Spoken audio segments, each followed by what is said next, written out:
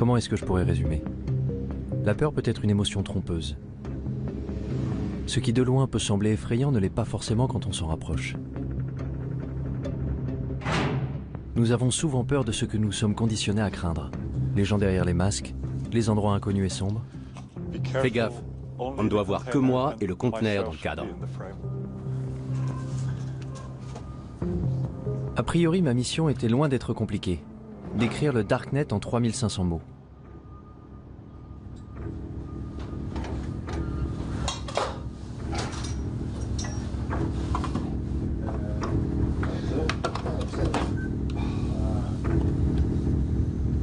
Alors comment je m'étais retrouvé là? Dans un conteneur clandestin à la périphérie de Berlin, avec 2 crypto-anarchistes sans visage me faisant faire le tour de leur lab.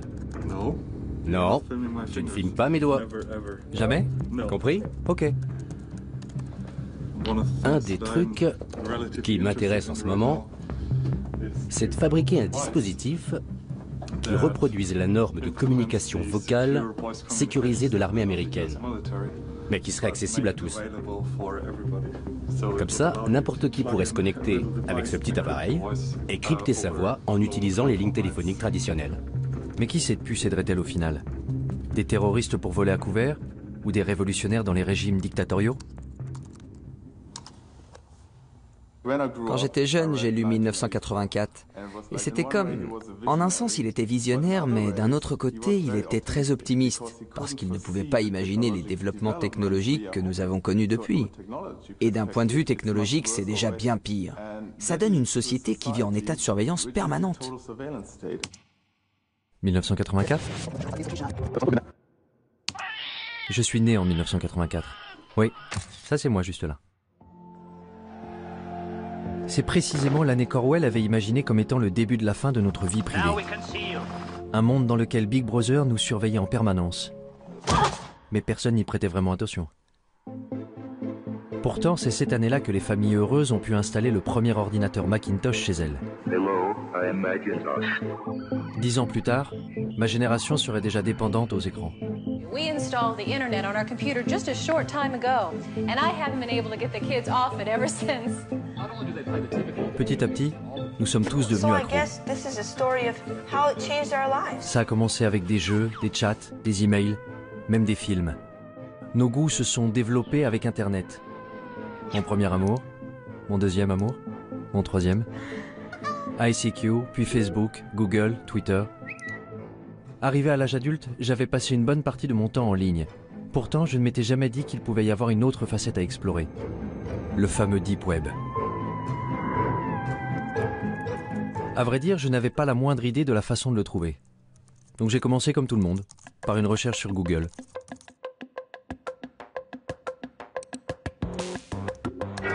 What lurks beneath the surface of the internet? The deep web.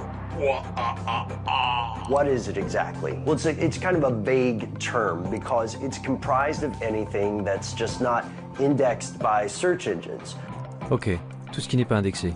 Je n'irai donc pas bien loin avec Google. If we want to compare the size, then one great analogy is that the surface internet, the stuff that's indexed by Google, that would be sort of like the tip of an iceberg.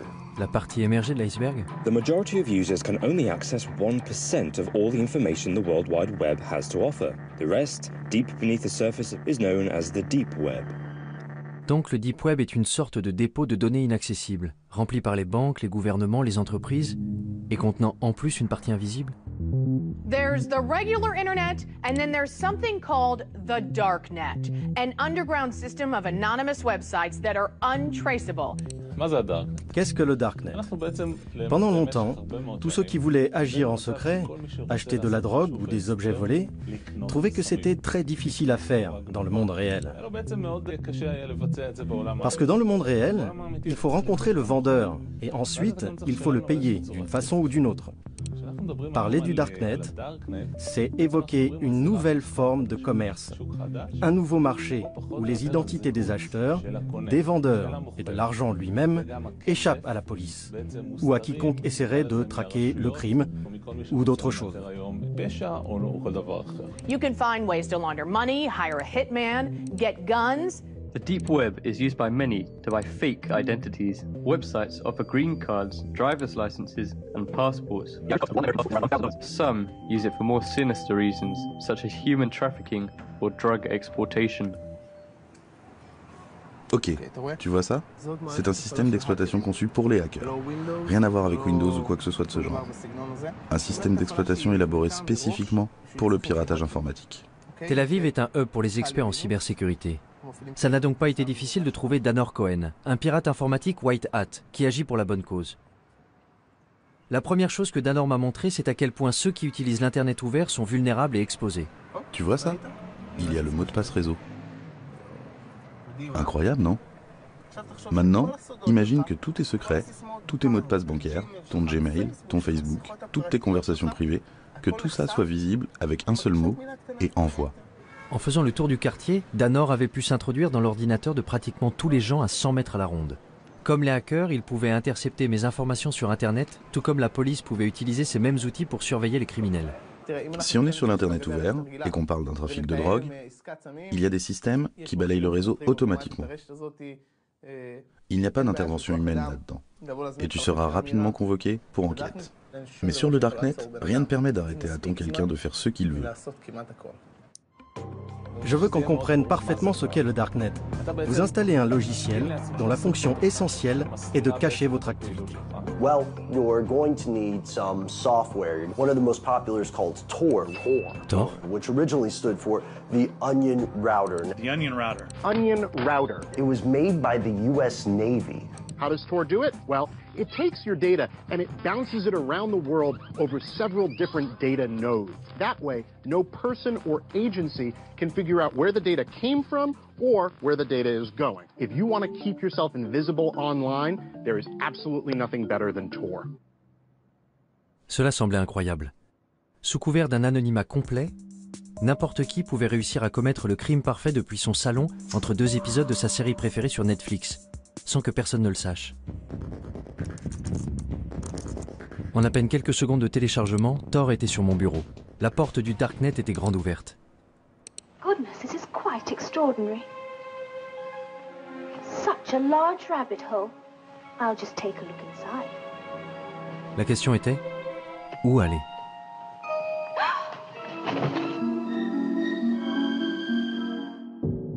Mon premier arrêt a été le wiki caché. Ce n'était pas vraiment différent d'une page Wikipédia classique, seul le contenu était un peu plus... enfin, je sais pas, voyez vous-même. Des drogues, beaucoup de drogues. De l'herbe, de la cocaïne, de l'héroïne, de la méthamphétamine en cristaux. L'anonymat est quelque chose de très difficile et de rare à obtenir. Et pour cela, Tor est ce qu'il y a de mieux. Si je devais faire quelque chose d'illégal, j'utiliserais Tor pour le faire. Et la liste s'allonge avec des tueurs à gages, des offres pour éliminer des hommes politiques. 58 000 € pour tuer un journaliste? Comment? C'est tout ce que je vaux? Les portes sont grandes ouvertes. Rien ne peut vous arrêter. Il n'y a pas de loi, pas d'ordre, pas de justice, rien. C'est pour ça que Tor est dangereux. Très dangereux. Les drogues et les armes n'étaient pourtant que la surface du Darknet. Il y avait de nombreux groupes et forums communautaires pour satisfaire les désirs les plus sombres de l'humanité. Les néo-nazis y avaient évidemment fait leur place. Ensuite, il y avait ceux qui donnaient dans la torture animale, les 10 principales raisons de tuer un gosse, mon Dieu, de la pédophilie. L'endroit le plus bizarre que j'ai trouvé, ça doit être le Cannibal Café, au service de l'humanité. Ah ouais? Vraiment? Je peux vous raconter des réunions avec des officiers de police où ils s'arrachaient les cheveux. On ne sait pas quoi faire avec ce truc. C'est un cauchemar. Un Sodome et Gomorrhe virtuel moderne. Ça ressemblait vraiment à un cauchemar. Si les règles du jeu changeaient, comment faisait la police pour rattraper son retard? Et avait-elle au moins une chance de pouvoir le rattraper? Ça tourne? Je peux commencer? Je suis curieux de savoir comment le Darknet a changé l'apparence du crime. Le visage du crime a changé. Aujourd'hui, on voit que le crime passe de plus en plus du monde physique au monde en ligne. Pourquoi? Tout simplement parce que les gens ont tendance à croire que dans le monde en ligne, ils sont plus anonymes et peuvent commettre des crimes sans se faire prendre. Si vous allez sur le Darknet, et je suppose que vous l'avez fait, vous trouverez des gens qui cherchent à acheter X, Y ou Z, qui sont pour la plupart des choses dont la possession et la vente sont illégales. Ça peut être des drogues, des armes, de la pédopornographie, des logiciels malveillants ou encore certains services, à commencer par les virus informatiques, les hackers alloués et ainsi de suite, jusqu'au meurtre. La liste des cybermenaces s'est allongée tant et plus. Mais je me demandais, est-ce que cacher son identité en ligne est un crime en soi? Concernant cette question de l'anonymat, vous considérez que c'est quelque chose de mal, quelque chose de bien, ou ça vous est égal? Vous savez, notre travail consiste à faire respecter la loi. En Israël, le travail qui consiste à établir les normes sociales est du ressort des législateurs. Je ne pense pas que ce soit à moi de dire si une personne doit pouvoir être anonyme. Je peux dire que l'anonymat pousse les gens à croire que s'ils commettent un crime, on ne les attrapera pas. Et c'est une erreur. Ce n'est pas vrai. Alors penser qu'on pourrait absolument tout planquer en ligne serait illusoire? La police pouvait-elle vraiment trouver n'importe qui se cachant dans le Darknet? Il m'a fallu poser un certain nombre de questions intrusives et embarrassantes avant que je trouve quelqu'un de ce monde numérique souterrain qui accepte de me rencontrer en personne. Mais où se rencontrer dans la vraie vie? J'avais peut-être vu trop de films, mais un entrepôt abandonné me semblait approprié. Je suis quelqu'un de très normatif, c'est vrai. J'ai même l'âge d'être grand-mère. Le fait que ce soit sombre et tout ce qu'ils disent à propos de la pornographie et des drogues, mais au final, c'est juste un moyen. C'est un marché comme un autre, un marché noir, mais c'est juste un moyen. Je vois ça comme quelque chose de très positif, tant que vous restez fidèle à vos principes. Vous ne me verrez pas chercher de la pornographie ou des sites de paris en ligne, parce que ça ne m'intéresse pas. En revanche, des tueurs à gages, peut-être. J'étais furieuse de ne pas pouvoir acheter là où je voulais un produit que je voulais. J'ai fait une recherche sur Internet et j'ai appris l'existence du navigateur Tor. J'y suis allée et j'ai vu par moi-même. C'est un monde fascinant. C'est une poudre qu'on utilise pour faire du hash soi-même. Beaucoup de gens le font. De la cocaïne? De la cocaïne aussi. Les médecins prescrivent bien de la Ritaline. Pourquoi commander la cocaïne illégalement? C'est ce qui vous met en colère? Il n'y a pas de raison d'être en colère, c'est une vitrine. Ils ne font que montrer leurs marchandises. Et bien sûr, Shoshi n'était pas du tout telle que je l'avais imaginée. Elle ressemblait plus aux amis de ma mère qu'à quelqu'un qui utilisait le Darknet. Allez, ça ne vous fait quand même pas un peu peur? Ce n'est pas effrayant. Ce qui est effrayant, c'est ce que vous en faites. Vous pouvez faire de mauvaises choses avec, c'est vrai, mais le Darknet en tant que tel n'est pas effrayant. J'ai tendance à être méfiant vis-à-vis des gens qui me disent qu'il n'y a rien à craindre. Le Darknet n'était-il pas vraiment qu'un marché noir équivalent à eBay? La technologie a toujours eu un double visage, selon l'usage que l'on en fait. Prenez l'imprimante 3D par exemple. Fais descendre l'arme. Roy Cezana en a utilisé une pour imprimer en 3D un revolver dont il avait téléchargé le modèle sur le Darknet. Puis il est entré en douce dans un rassemblement universitaire où il y avait les hommes politiques les plus importants d'Israël. Il a dit que le plus drôle dans tout ça, c'est que tout le monde était debout autour et regardait. Le côté spectaculaire, c'est cette fabrication rapide et personnalisée. C'est ce qu'on appelle le rapid manufacturing en anglais. Autrefois, la production ne pouvait se faire que dans des usines géantes valant des millions de dollars. Aujourd'hui, n'importe qui peut avoir ces machines à la maison. Une imprimante 3D qui peut servir à imprimer un revolver. Les gens ont ça chez eux. Mais ce n'est pas donné à tout le monde d'imprimer une arme à feu aussi facilement. Il faut télécharger le plan quelque part. Et d'où vient le plan? Il vient du Darknet. Une fois que quelqu'un a téléchargé le plan, il peut le regarder à l'écran et décider de déplacer le percuteur ici, la gâchette là, et concevoir une arme légèrement supérieure. This is called the lower receiver. This doesn't have a serial number and it doesn't require a background check. Et s'il se rend compte qu'il a créé une arme supérieure à l'original, que fera-t-il? Il téléchargera son plan sur le réseau.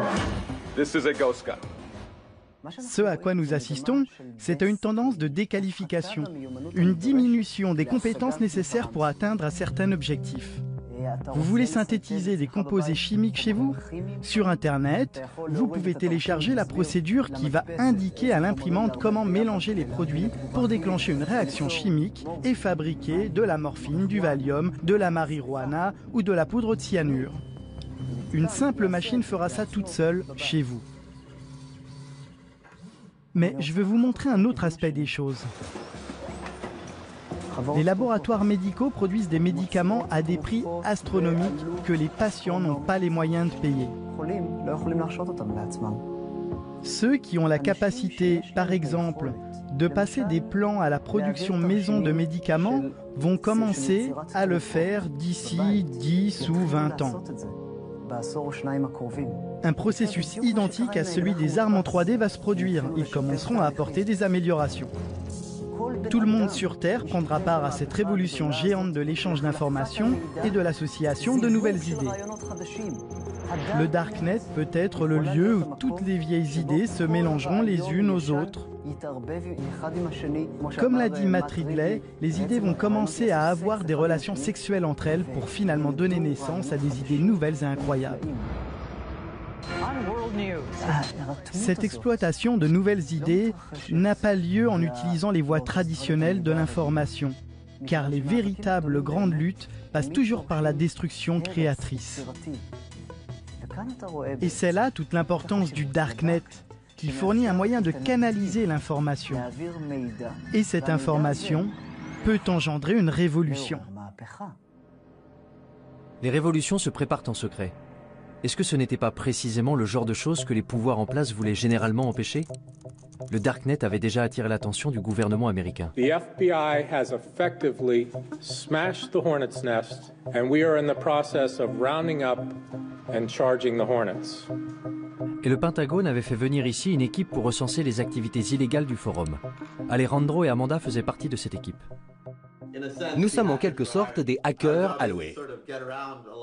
Notre travail consiste à explorer une grande partie de ce que le Darknet a de plus sombre, mais aussi à le divulguer. De toute façon, on peut retrouver les pédophiles. On peut retrouver les tueurs à gages quand ils sont réels. On communique ces informations au projet Tor et on transmet certains de ces éléments à la police. Parce que, soyons très clairs, les créateurs du projet Tor ne veulent évidemment pas favoriser l'exploitation des enfants. Vous croyez que certaines choses méritent de rester cachées, ou bien est-ce que tout doit être divulgué? C'est une grande question. Je veux dire, d'une certaine façon, je pense que l'anonymat est extrêmement important. Je pense qu'il y a certaines choses que...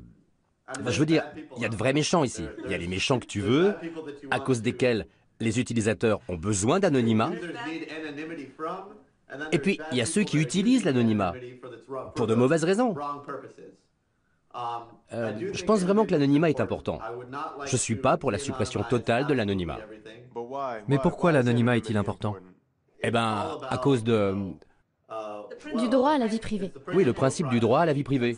Et dans quel but? Pourquoi on en a besoin? L'exemple classique que le projet Tor utilise presque toujours pour illustrer ça, ce sont les régimes oppressifs.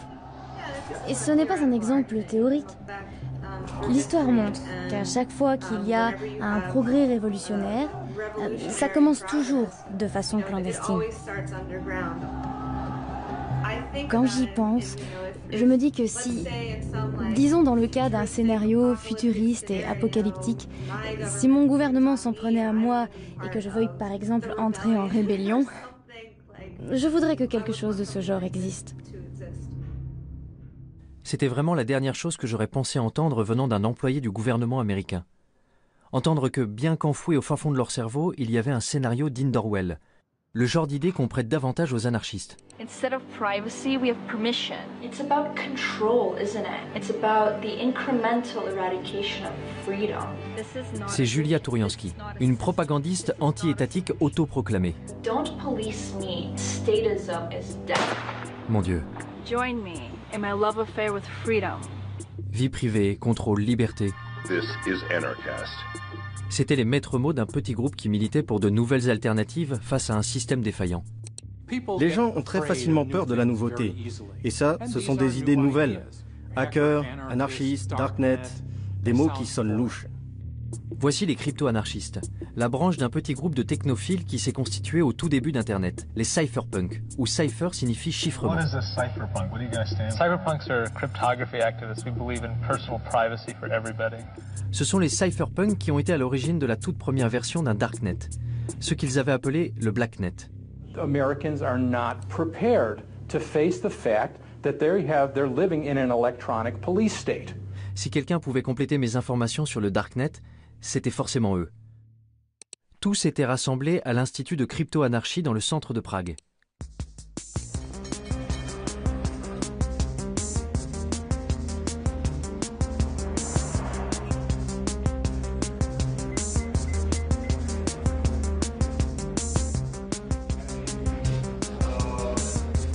Parallelnipolis représente des outils et des moyens pour protéger nos libertés contre les tendances autoritaires des institutions politiques et sociales. Désolé, c'est vraiment privé. Vous ne pouvez pas prendre ces personnes en photo, ok? Pénétré dans le congrès des hackers à Parallelnipolis, je ne savais absolument pas dans quoi j'étais sur le point de m'engager. J'étais même tellement incertain que j'avais fait le tour du pâté de maison avant de me décider à entrer. Et quand j'avais finalement pu trouver quelques participants pour parler devant la caméra, ce n'était pas sans condition. C'est bon? Super. On entre? Bon, quand vous serez prêt, vous pourrez vous asseoir. Pourquoi ce masque? Pourquoi ce déguisement? Eh bien, je pense qu'aujourd'hui, il est très important de protéger sa vie privée. Et vous savez, il y a beaucoup de reconnaissance faciale dehors. On vit à une époque où les algorithmes informatiques automatiques recherchent les visages dans tous les médias. Et je ne veux vraiment pas que mon visage me suive partout où je suis. Si tu veux me rencontrer, si tu veux me voir, viens me voir en personne. Les médias, c'est pas mon truc. Alors comment est-ce que tu parles de toi? Quelle est ton identité? Eh bien, dans le contexte d'aujourd'hui, appelle-moi Smuggler. Et ta mère, comment t'appelle-t-elle? Ça, je ne te le dirai pas. Demande à ma mère. Fondamentalement, la raison pour laquelle nous voulons le respect de la vie privée, c'est parce que cela permet une action humaine libre, conforme à notre propre volonté. L'homme se développe quand il utilise son propre esprit et fait ses propres choix, bons ou mauvais, et qu'il en assume les conséquences. Voilà comment on grandit. Tu dois être capable de te planter sans te faire démolir. Mais quand quelqu'un te surveille, quand tu dois avoir peur, si tu dois baisser la voix pour parler de certaines choses, tu empêches le développement de l'homme, l'évolution de l'homme. Je pense que de nos jours, il y a une forme de totalitarisme beaucoup plus subtile. Dehors, tu as toutes ces libertés. Tu peux porter ce que tu veux, tu peux faire ce que tu veux, tu peux être gay. Tout va bien, parce que tu sais, nous sommes des gens libres. Dans les systèmes totalitaires précédents, le fait de ne pas être libre était beaucoup plus clair pour les gens. Maintenant, c'est genre, tu es ce consommateur heureux qui peut regarder tous les films sur Netflix, mais dès que tu essaies vraiment de pousser un petit peu pour changer le système, tu te fais attaquer. Et tout le monde te dit « Ouais, c'est quoi ton problème? Like-moi sur Facebook, c'est tout. » Quand on est assis face à l'ordinateur chez nous, on est dans un environnement qu'on associe a priori à la vie privée. Mais ce qu'on fait en réalité, c'est qu'on crie des choses sur tous les toits. Et en ne nous protégeant pas, on a tout simplement ouvert notre espace privé au monde entier. Et moi je dis, attention, ce que vous faites là, vous ne le feriez pas si vous compreniez vraiment ce que ça implique. Parce que vous ne faites ça pour rien d'autre dans votre vie. Je n'ai jamais été particulièrement soucieux de la vie privée. Quand j'ouvre une appli sur mon téléphone, je ne me demande pas vraiment où ces données vont finir. Facebook, Google, ce sont des systèmes de surveillance. À chaque fois que tu utilises un produit qui est gratuit, il faut bien que l'entreprise paie ses salariés. Ce qui signifie que tu n'es pas vraiment le client puisque tu ne payes rien. Ça veut donc dire que le produit, c'est toi. Je ne vais pas arrêter d'utiliser Facebook. Je ne vais pas arrêter d'utiliser Google. Pas tant qu'ils ne se mettent pas à pourchasser les gens et à les tuer. L'idée que les gens de ma génération arrêtent soudain d'utiliser un média social semblait un peu folle. Et grosso modo, mes amis étaient de mon avis. Je veux dire, c'est nul que tu ne puisses pas dire tout ce que tu as envie de dire. Je pense que j'ai admis l'idée que j'étais surveillée. Je ne fais rien d'illégal. Pas sur Internet. Si je n'ai rien à cacher, pourquoi est-ce que je devrais avoir peur? Je me demande si j'ai quelque chose à cacher. Ta vie privée n'est pas violée au moment où quelqu'un prend tes photos et les met en ligne. Ce n'est pas là qu'il y a violation de ta vie privée. Il y a violation de ta vie privée quand quelqu'un veut tes photos et les stocke. C'est à ce moment précis qu'il y a violation. Quelqu'un qui prend tes données et qui les stocke. Parce qu'il pourrait avoir envie de les utiliser. Et c'est cette menace du « pourrait » que nous percevons tous inconsciemment. Tout le monde fait quelque chose de mal. Peut-être que tu trompes ta femme, ou que tu étais ivre à cette fête, et tu as gardé cette photo ridicule de toi. Et ensuite, ils peuvent utiliser cette information pour appliquer une loi qu'ils n'appliquaient même pas avant. Ou alors tout simplement pour te faire chanter publiquement. Quand tu es dans un état où tu n'as pas d'intimité, où tu n'as pas d'anonymat, tu es toujours inquiet à l'idée que quelqu'un te surveille. Quelqu'un qui te punirait physiquement, ou dirait du mal de toi dans ton dos, ou te ferait honte. Chez les humains, la honte est une arme de destruction massive. Alors que devons-nous faire pour préserver notre liberté? Porter des masques? Pendant tout ce défilé de mode imprimé en 3D, je n'arrêtais pas de penser à quel point il était paradoxal de croire qu'on ne pouvait être libre qu'en se cachant. Particulièrement en Occident, où nous sommes tellement habitués à tout exposer. J'étais au Caire au moment du printemps arabe, en même temps que Shira Frankel, qui écrivait sur les événements dramatiques qui s'y déroulaient. Désormais, elle écrit pour BuzzFeed des articles sur les technologies de cryptage comme Tor. En Occident, on croit que le Darknet est noir et diabolique et malveillant, alors qu'ailleurs dans le monde, on ne l'appelle pas le Darknet. On ne le voit pas comme un terreau diabolique. On considère que c'est un lieu pour échanger l'information librement et en toute sécurité. J'ai rencontré des militants LGBT dans certains pays d'Afrique et du Moyen-Orient qui considèrent que c'est un des seuls refuges qui leur reste. Et quand je leur dis qu'aux États-Unis nous l'appelons le Darknet, que c'est comme ça que nos hommes politiques l'appellent, ils rient et ils trouvent que c'est absurde. Ils disent « Mais c'est là où nous sommes en sécurité, c'est là que nous pouvons parler, c'est là que je peux être moi-même en sécurité. » Il y a donc de grandes parties du monde où le simple fait d'être connecté suffit à vous faire arrêter. Alors pour ces gens qui savent qu'ils ne sont pas en sécurité en ligne, qu'ils ne sont pas en sécurité, ne serait-ce que pour envoyer des emails ou faire partie de groupes Facebook, les technologies cryptées peuvent effectivement être une bouée de sauvetage. Je pouvais comprendre cette nécessité du Darknet pour ceux qui vivent sous un régime dictatorial. Mais la liberté est un des fondements des sociétés démocratiques, non? Aujourd'hui, nous sommes à la croisée des chemins entre deux systèmes gouvernementaux en compétition. D'un côté, celui dans lequel Big Brother contrôle la vie de ses citoyens, et de l'autre côté, la domination des masses. Le gouvernement tente de se sécuriser et de sécuriser ses citoyens. Pour cela, il doit arrêter la menace que représentent les loups solitaires, les terroristes. Ceux qui voudraient faire tomber le gouvernement par la force. Et parfois aussi, ceux qui veulent le faire tomber sans faire usage de la force. Le peuple exige la justice sociale. La question qui se pose est, comment le gouvernement peut-il empêcher l'action des terroristes et des criminels sans nuire à la liberté d'expression? Et il n'y a toujours pas de réponse satisfaisante à cette question. Que feriez-vous si votre devoir était de protéger votre population et que vous voyez une énorme menace? Vous deviendriez hystérique et vous commenceriez à surveiller absolument tout le monde.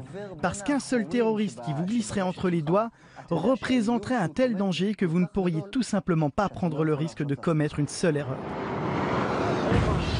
S'il suffisait d'un terroriste pour nous rendre hystériques, alors 19 d'entre eux répartis dans 4 avions avaient suffi à mettre le feu au monde entier. Dans les mois qui avaient suivi le 11 septembre, le Congrès américain avait adopté le Patriot Act et la NSA avait mis en place les programmes de surveillance massive qu'elle souhaitait faire adopter depuis des années. I take the threat of terrorism seriously, and I think we all do. Il allait falloir plus d'une décennie avant que Snowden révèle que la NSA ne s'était pas contentée de surveiller les terroristes. Elle avait également espionné des millions d'Américains innocents. I think it's really disingenuous for the government to justify programs that have never been shown to keep us safe, but cost us liberties and freedoms that we don't need to give up. Quand je suis revenue aux États-Unis et que je parlais aux gens des fichiers Snowden, beaucoup d'entre eux haussaient plus ou moins les épaules en disant « Et alors, qu'est-ce que tu crois ? Bien sûr que le gouvernement fait ça, bien sûr que le gouvernement nous surveille de telle et telle façon. » Et là, j'ai trouvé que c'était intéressant. Que d'un côté, il y ait ces fichiers, ces documents qui allaient révéler d'une manière sans précédent la façon dont le gouvernement nous espionnait, et qu'en même temps, il y ait des Américains qui haussent les épaules en disant simplement « Et alors ?» Ils disent qu'ils veulent l'information parce que c'est pour notre bien. Eh bien, ça pose un problème. D'abord, parce qu'ils recueillent et récupèrent absolument tout ce qu'ils peuvent, uniquement parce qu'ils en ont le pouvoir, et aussi parce que, pour être honnête, si vous êtes au gouvernement, si vous faites ce genre de travail, il y a de grandes chances pour que vous ayez une sorte de tendance obsessionnelle au contrôle, psychologiquement parlant. Ils aiment contrôler. Ils ne veulent rien laisser au hasard. Quelque chose de grave pourrait arriver si nous ne contrôlons pas cela. Sauf que quelque chose de grave peut toujours arriver. Mais si on va par là, c'est sans fin. On peut voir dans les notes internes de la NSA que le gouvernement des États-Unis et la NSA avaient commencé à faire circuler des documents dans lesquels ils enseignaient à leurs agents les failles non pas des terroristes, mais de prédicateurs musulmans. Lorsque le gouvernement commence à lister les failles de prédicateurs musulmans, on désigne un et dit « lui, il regarde des pornos en ligne ». Tout à coup, le gouvernement a le pouvoir, juste comme ça, de détruire la réputation et la crédibilité de toute personne dont il n'approuve pas le message. I have a dream that one day this nation will rise up. Peut-être, je dis bien peut-être, que même pour les plus grands prédicateurs, comme Martin Luther King, qui entre parenthèses trompait sa femme à gauche et à droite et fumait de l'herbe, ce qu'il essayait de cacher, peut-être que ce serait pareil, et que s'il était vivant aujourd'hui et s'apprêtait à fonder le même mouvement pour donner des droits aux Noirs en Amérique, le gouvernement pourrait l'en empêcher très facilement. Et s'il est possible de faire ça à n'importe qui, jusqu'où cela peut-il conduire l'État? Quand les voix opposantes sont plus entendues? Quand il n'y a pas de véritable démocratie pour pouvoir forcer le gouvernement à changer de cap et à choisir une direction plus stable? Cela augure des temps obscurs. Si c'était le cas, où le prochain Martin Luther King pourrait-il alors diffuser son message? Pour les crypto-anarchistes réunis à Prague, la réponse était claire. Dans des endroits comme le Darknet. Mais pour eux, la diffusion du message n'était que la première étape. L'étape suivante consistait à construire des systèmes pour remplacer entièrement ceux du gouvernement. Les crypto-anarchistes sont des anarchistes qui croient en l'utilisation de la cryptographie pour créer une zone libre, une terra nova, un territoire libre entouré de murs de cryptographie.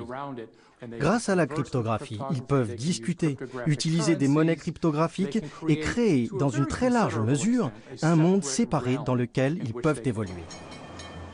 Mais comment ce monde séparé pourrait-il bien fonctionner si nous sommes complètement dépendants de l'État? Ce que l'État crée, c'est un amas de bureaucratie, des tâches dénuées de sens que l'on doit faire chaque jour, comme aller au bureau et subir toute cette taxation. Mais l'État répond également à des nécessités premières, comme la sûreté, la sécurité, les routes et tout le reste. Cependant, toutes ces choses peuvent être fournies par le secteur privé au moyen d'outils décentralisés. Donc, tout cela peut être pourvu par des fournisseurs internationaux, ou par un fournisseur d'un tout autre pays. Les frontières n'ont plus aucun sens dans cet environnement. Car sur le Deep Web, l'endroit d'où tu te connectes, ça n'a absolument aucune importance. Donc l'alternative à l'État dans les systèmes grandissants du Dark Web est un appel à la révolution? J'ai finalement réussi à trouver Julia Touriansky, dont les clips tape à l'œil sur YouTube m'avaient conduit à Prague. But you cry, prove anarchy works, and we say, welcome to anarchy, population everyone. Y avait-il une chance pour que les idées anarchistes soient un peu plus pragmatiques de vive voix? Vous savez, je pense que les gens ont besoin de conseils. Les gens ont besoin d'un certain degré de gouvernance. La différence, c'est que la gouvernance ne doit pas être imposée aux gens. Aussi longtemps qu'on peut se désengager et partir, alors moralement, c'est en accord avec une philosophie anarchiste. Donc bon, je ne suis pas naïve. Je ne pense pas qu'il y aura un grand effondrement qui nous donnerait une magnifique anarchie.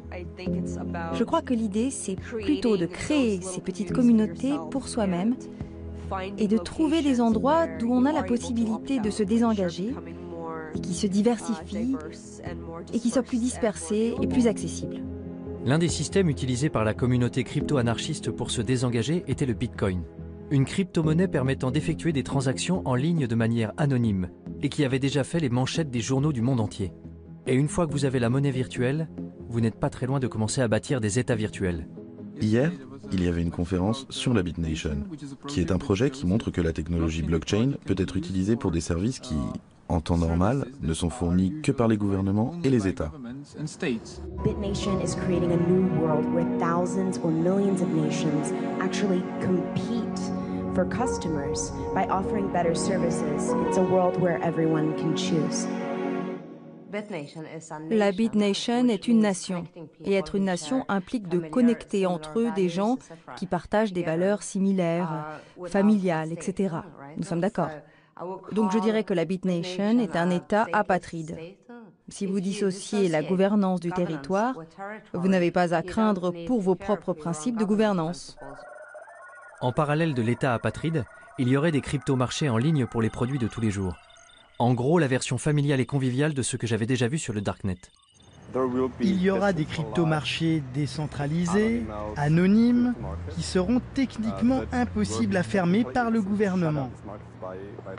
Le système financier et social va s'effondrer. Aucune approche rationnelle ne peut dire comment le système social va pouvoir survivre, surtout quand il y a tellement de personnes âgées et seulement un petit nombre de gens jeunes et productifs. Je pense donc que le système social du gouvernement va s'effondrer. Et donc passer à quelque chose de totalement nouveau peut être une bonne chose. Le gouvernement qui s'effondre, des systèmes parallèles pour le remplacer. Les crypto-anarchistes étaient dans la droite ligne des cypherpunks et de ce qu'ils avaient écrit en 1988. Regarde ce que les cypherpunks écrivaient avant que la technologie d'aujourd'hui existe. Je veux dire, ils peuvent être fiers d'eux. Vous avez raison. Lire leurs écrits revenait un peu à lire une prophétie de science-fiction. À l'ère électronique, la vie privée est nécessaire pour une société ouverte. Tout ce qu'ils avaient prédit il y a plus de 30 ans était effectivement en train de se réaliser aujourd'hui. Bitcoin, construire des systèmes anonymes avec de l'argent électronique. Wikileaks, la crypto-anarchie permettra de mettre en libre circulation les secrets nationaux. Darknet, des systèmes qui permettent de faire des transactions anonymes. Crypto-marché, un marché informatique anonyme permettant d'échanger des biens illicites et volés. Ils avaient même prédit la façon dont les gouvernements répondraient à ces développements. L'État essaierait de ralentir la propagation de ces technologies au nom de la sécurité nationale. Chaque fois que quelqu'un fait quelque chose qui protège la vie privée, il ne se passe pas longtemps avant que le gouvernement et les médias officiels brandissent un de leurs arguments à la carte. C'est mauvais parce que terroriste, ou c'est mauvais parce que drogue. Ce sont effectivement de mauvaises choses. Oui, c'est mal d'être un terroriste, mais là, ce que le gouvernement fait, ou ce que les adversaires de la vie privée font en réalité, c'est qu'ils jouent avec notre corde sensible. Ok, voyons. Wikileaks, gouvernement des États-Unis. The United States strongly condemns the illegal disclosure of classified information. It threatens our national security. If this becomes a standard currency, it could radically and dramatically transform the role of central banks. A few years ago, we learned of an underground website called Silk Road. Our push for increased funding aimed at fighting cyber drug dealers. Silk Road a été associé au Darknet, jusqu'à ce que le gouvernement américain le ferme. C'était le marché le plus important du genre, avec des mouvements atteignant 1,2 milliard de dollars, en produits, essentiellement de la drogue. The biggest criminal trial in the history of the internet is over this morning. The mastermind of the Silk Road website was sentenced to life in prison without parole.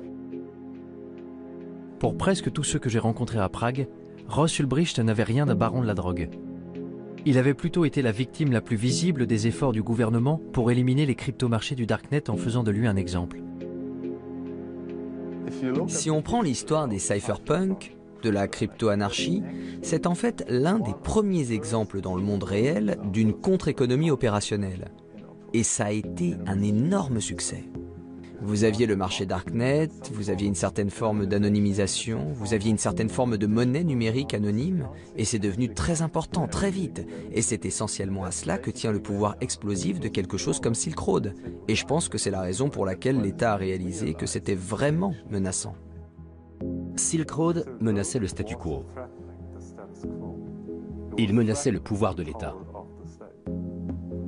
Maintenant, imagine que ça existe pas seulement pour les drogues, mais que ça existe pour la nourriture, que ça existe pour l'énergie. Si tous les biens de la planète étaient disponibles sur le marché noir à des prix raisonnables, l'État perdrait la plupart de ses revenus, la majeure partie de sa capacité à réguler, la majeure partie de sa capacité à favoriser certaines entreprises. Alors, que se passerait-il ensuite? L'État perdrait son pouvoir. Si j'avais le choix, je voudrais que les gouvernements disparaissent. Si j'avais le bouton rouge qui dit tous les gouvernements, tous les États, tous les organismes obligatoires disparaissent immédiatement, j'appuierais tout de suite sur ce bouton. Plus d'État, plus d'administration centrale ou de banque. Que se passerait-il si on appuyait sur le bouton rouge? Un chaos absolu? Ou un nouveau départ? Je quittais Prague avec l'impression de revenir du futur. Mais un réveil brutal m'attendait dans le présent.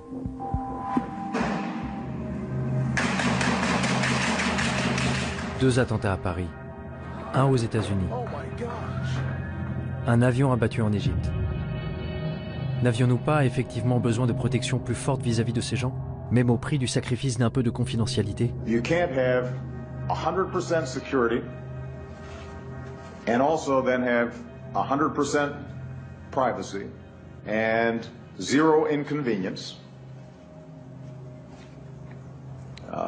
We're going to have to make some choices. J'étais à Washington il y a quelques mois et j'ai parlé à de nombreux hommes politiques. C'était juste après les horribles attentats de Paris et juste avant l'attaque terroriste de San Bernardino en Californie. Et de nombreux hommes politiques disaient « C'est de la faute du Darknet, c'est de la faute de Tor et c'est de la faute des technologies de cryptage ». Cette semaine-là, il y a eu de nombreux reportages dans la presse sur la façon dont les terroristes impliqués à Paris avaient communiqué entre eux et avec les dirigeants d'ISIS en Iran ou en Syrie par l'intermédiaire de Tor. The dark web. The US believes ISIS and others are now using the most covert part of the online world to recruit fighters, share intelligence, and potentially plan real-world attacks. Et dans les semaines qui ont suivi, il s'est avéré que non seulement ils n'avaient pas utilisé la technologie cryptée, mais qu'ils avaient même échangé des SMS entre eux. Je pense que pour les hommes politiques, rejeter la faute sur le dark web est vraiment un moyen facile pour se laver les mains d'un échec des services de renseignement. Pourquoi dire « nous avons raté un SMS » ? Pourquoi dire « nous avons raté un coup de fil » quand on peut dire « non, non, tout ça s'est passé sur le dark web. Nous n'avions aucune chance de connaître les horreurs qui allaient se passer. » C'est un joker pour dire « nous n'avons rien raté ». C'est facile de prendre le Darknet comme bouc émissaire, de dire que s'il n'existait pas, nos vies seraient plus sûres, mieux protégées. Mais le Darknet a toujours existé sous une forme ou une autre. Je vais vous parler de la première fois où je suis entré sur le Darknet. J'avais 4 ans, et à chaque fois que mes parents ne voulaient pas que je comprenne quelque chose, ils parlaient en yiddish. Le yiddish était leur Darknet à eux. À l'âge de 4 ans, je vivais dans 2 réseaux parallèles. Dans le réseau ouvert, en hébreu, et dans le réseau en yiddish, où je pouvais sentir les émotions, voir les regards, et sentir la colère, entre autres, mais pour moi, tout était crypté. Alors le Darknet n'est pas seulement un lieu, il correspond à un besoin fondamental que nous avons tous. Get ready to amazing revolutions in what is to be human. Selon Yanky Margalit, un évangéliste pour le mouvement pour concilier l'homme et l'évolution, notre façon de penser avait besoin d'un reset. Le Darknet est un endroit très intéressant. Les gens qui maintiennent le Darknet, ceux qui le construisent, les idéalistes qui en assurent le fonctionnement, sont le genre de personnes qui croient très fortement au droit à la vie privée et à la capacité de le sauvegarder. Tout ce que je sais, c'est que notre combat pour une vie privée telle que nous l'avons connue est pathétique. C'est pathétique, parce que c'est un combat que nous avons perdu depuis bien longtemps. Nous devons complètement le redéfinir. Quand vous prenez ce qui s'est passé au cours de ces quelques dernières années et que vous vous tournez un peu vers l'avenir, vous vous rendez compte que l'espèce humaine est en train de changer. Nous subissons des changements très accélérés.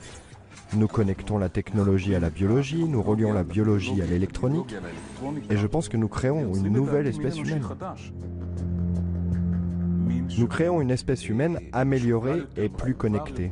Ce que nous faisons aussi, c'est que nous prenons des individus et que nous les connectons à quelque chose de plus grand qu'eux. Cela me rappelle le processus par lequel des cellules individuelles ont créé l'homme. Pensez aux cellules qui vous ont créé, aux milliards de cellules qui vous ont créé. Ces cellules ont perdu leur individualité, elles ont perdu leur vie privée. Mais en fin de compte, elles ont créé un être humain. Mon sentiment aujourd'hui, c'est que nous sommes en train de prendre toute l'humanité, exactement comme ces cellules, et nous créons quelque chose de mieux. Lorsque vous construisez quelque chose de cet ordre, quelque chose de plus grand que la somme de ses parties, la question de la vie privée est très intéressante. Parce que savez-vous quelles sont les cellules les plus intimes du corps humain? Les cellules cancéreuses. Ce serait donc ça? La vie privée ne serait pas vraiment morte? Elle présenterait des cellules cancéreuses? Peut-être?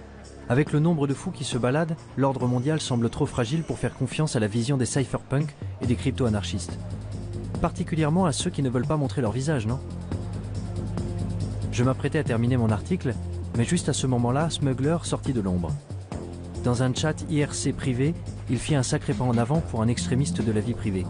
Il me dit que je devrais aller le voir.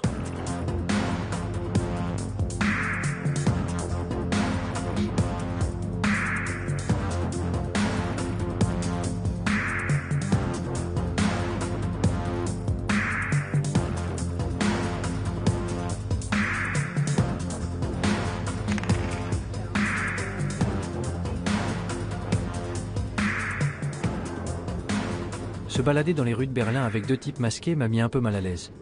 Même si nous nous étions déjà rencontrés une fois. Je me demande ce que le chauffeur de taxi a bien pu penser. Réfléchis à ça. Psychologiquement, les raisons pour lesquelles tu étais nerveux et... Non mais regarde-toi. Mais la peur peut être une émotion trompeuse. De quoi était-je censé avoir peur au juste? Des cellules cancéreuses? Ou de renoncer à la vie privée et à l'individualité pour devenir un seul et grand organisme? Tu ne peux pas faire travailler tous les gens de la même façon. Et on observe ça aussi dans la nature. En agriculture, par exemple. Si tu utilises exactement les mêmes méthodes, exactement les mêmes cultures tout le temps, tôt ou tard, ton exploitation agricole déclinera. Parce que la réalité a besoin de la diversité pour se stabiliser. Coupe la caméra maintenant.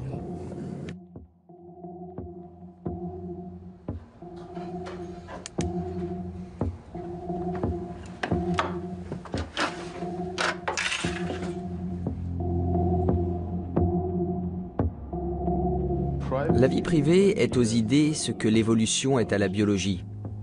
Tu sais, pour qu'un écosystème soit sain, il faut des niches locales et il faut une transformation. Il faut aussi différents types d'organismes qui mutent, qui évoluent.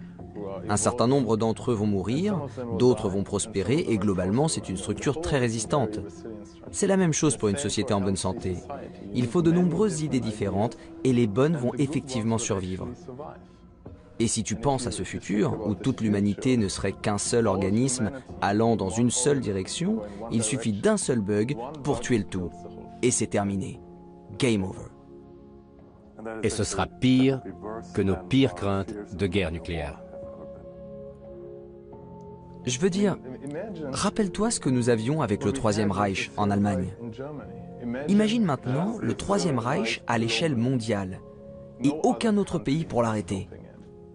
Quel bordel! Malgré tous nos progrès, malgré tous les avantages de notre monde interconnecté, l'histoire serait tout de même condamnée à se répéter? Nous abordons un futur que nos parents ne pouvaient pas imaginer. Savoir ce qui en ressortira, c'est de la science-fiction. Mais moi, je ne veux pas vivre dans un futur où tout est contrôlé. Chaque bit de technologie, chaque bit d'information, comment il faut construire les choses, ce qu'il faut penser. C'est si énorme que George Orwell doit se retourner dans sa tombe.